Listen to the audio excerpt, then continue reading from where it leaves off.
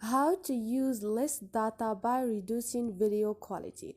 Hi guys, in this video I will show you how to turn on data saver for your videos quality on Facebook app.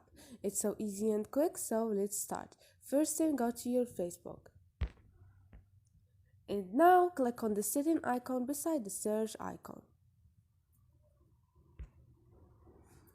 and click on media. Now you have video quality. To manage your default video quality and the amount of cellular data you use with the following option.